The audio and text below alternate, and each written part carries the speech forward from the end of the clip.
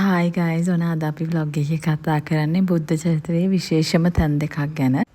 මේක තමයි මකුට බන්ධන චෛත්‍යය කියන්නේ. මේ මකුට බන්ධන චෛත්‍යය කියන්නේ බුදුරජාණන් වහන්සේගේ ශ්‍රී දේහය භූම දාන කරපු ස්ථානය.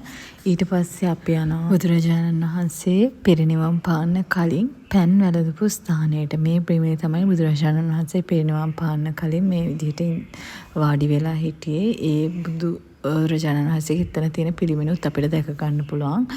පොළවට අතක් යොමාගෙන තමයි ඉන්නේ. ඊට පස්සේ අපි ගියා බුදුරජාණන් වහන්සේගේ පරිනිර්වාණය වෙච්ච කුසිනාරානුවර උපවත්තන සල්ුවනට. ඉතින් මේ ස්ථානයේ බුදුරජාණන් වහන්සේගේ ඇත්තටම පරිනිර්වාණය කරේ ස්ථානයෙන් බුදුරජාණන් වහන්සේගේ ශ්‍රී දේහය ගෙනලා මේ ස්ථානයේ තමයි තැන්පත් කරා කියලා විශ්වාස කරන්නේ.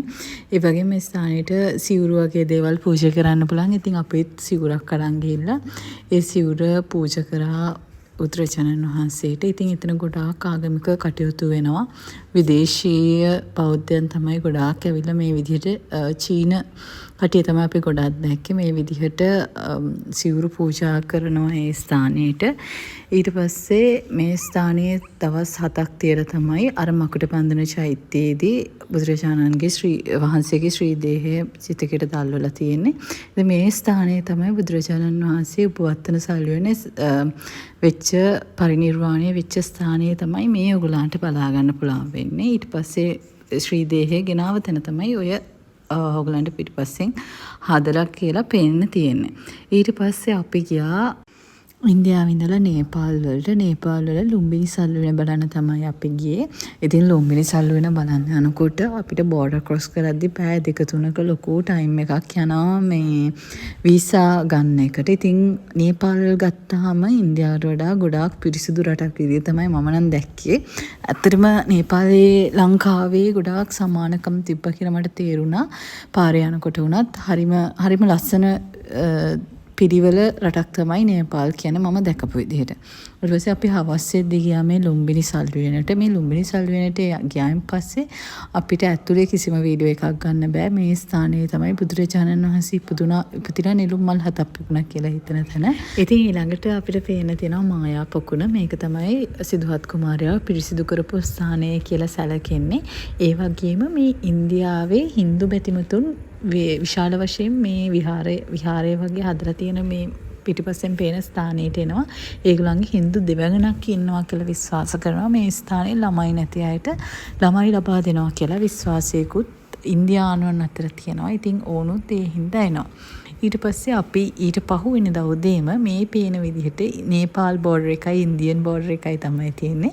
ඉතින් අපි නේපාල් බෝඩර් එක ක්‍රොස් කරලා ආපහු ආවා ඉන්දියාවට. ඉන්දියාවේ කපිලවස්තුපුරය කියලා හඳුන්වපු නගරයට තමයි අපි ඊළඟට ආවේ. ඉතින් අපි දන්න විදිහට මේ කපිලවස්තුපුරය කියන්නේ බුදුරජාණන් වහන්සේ අවුරුදු 29ක් ජීවත් වෙච්ච රාජධානිය. මේ පිටිපස්සෙන් පේන චෛත්‍යය තමයි ශාක්‍ය වංශික ජනතාව බුදුරජාණන් වහන්සේගේ ධාතුන් වහන්සේලා තැන්පත් කරලා හදලා තිබ්බ චෛත්‍යය. ඒ චෛත්‍යයේ තියෙන සියලු ධාතුන් දිල්ලිවල තියෙන මියුසියම් එකේදී අපිට බලා ගන්න පුළුවන්.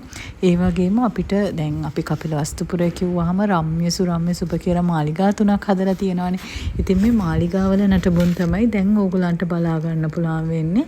මේ දැනට මේ ස්ථානයේ පවතින්නේ රම්‍ය සහ සුරම්‍ය කියන මාලිගා දෙක විතරයි.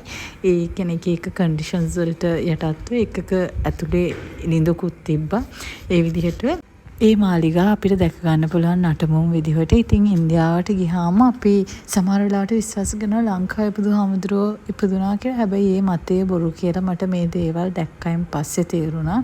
ඊට පස්සේ ඉතින් අපි මේ ජේතවනාරාමයේ බලාගෙන ඊට පස්සේ සවැත් නුවරට යන්න පිටත් වුණා. ඔයගොල්ලෝ හැමෝම දන්නවා සවැත් නුවර කියන්නේ බුද්ධ චරිතයේ තියෙන විශේෂම නගරයක්. මම නම් විශ්වාස කරනවා ඒකේ විදිහට. මොකද බුදුරජාණන් වහන්සේ වස් කාලේ 25-19ක්ම වැඩ සිටිය ජේතවනාරාමයේ තියෙන මේ සවැත් නුවර. ඉතින් මේ ජේතවනාරාමය ගැන අපි ටිකක් කතා කරොත් මේ ජේතවනාරාමයේ බුදුරජාණන් වහන්සේට අනේපිරි සිදුනමම තමයි පූජා කරලා තියෙන්නේ. ජේත කුමාරයාගේ භූමිය කිදි කරපු ඉඳ මේකට ජේතවනාරාමය කියනවා. ඉතින් මේ ඔයගලන්ට පේන්නේ බුදුරජාණන් වහන්සේ වැඩ සිටිය ගන්ධ කුටිය. මේ ගන්ධ කුටිය තමයි බුදුරජාණන් වහන්සේ මං කිව්වා වගේ වස් කාල 19ක් ගත කරපු තැන. ඉතින් ගොඩක් පින්වන්ත තැනක් කියලා අපිට පේනවා. ඒ වගේම නිකාය සංග්‍රහයේ තියෙන සූත්‍ර දහස් ගාණක් මේ ස්ථානයේ ඉඳලා තමයි සජ්ජායනා කරලා තියෙන්නේ. ඒ වගේම මේ ස්ථානේ බලා ගන්න අපිට පුළුවන් ධම්සභා මණ්ඩපය, බුදුරජාණන් වහන්සේ පැම් වැළඳුල් ළිඳේ, ඒ වගේම සක්මන් මළුව. ඉතින් මේ දේවල් අපි චුට්ටක් පාස් කරලා ඉස්සරහට යනකොට ආනන්ද බෝධීන් වහන්සේ තියෙනවා. ඉතින් බුදුරජාණන් වහන්සේ නැති වෙලාවට බුදුරජාණන් වහන්සේ ඉන්නවා කියලා හිතලා වන්දනාමාන කරන්න බුදුරජාණන් වහන්සේගේ කාලේ ස්ථාපනය කරපු දෙයක් තමයි මේ ආනන්ද බෝධීන් වහන්සේ. අපි ආනන්ද බෝධිය කියලා තමයි එයට හඳුන්වන්නේ. ඒ වගේම අපි එදා යන දවසේ ලංකාවේ පිරිසක් විසින් මේ බෝධිය මල් වලින් අතුරලා ලස්සන පූජාවක් කරලා තිබ්බා. ඉතින් අපිටත් ඒකට සහභාගී වෙන්න අවස්ථාව ලැබුණා. මේ අපි ගත්ත ෆොටෝස් කීපයක් ජේතවනාරාමේදී. ඉතින් අපි ඊළඟ vlog එක අරන් එන්නේ අග්‍රවල. ඉතින් ඒකත් බලන්න කියලා ආරාධනා කරනවා. Thank you.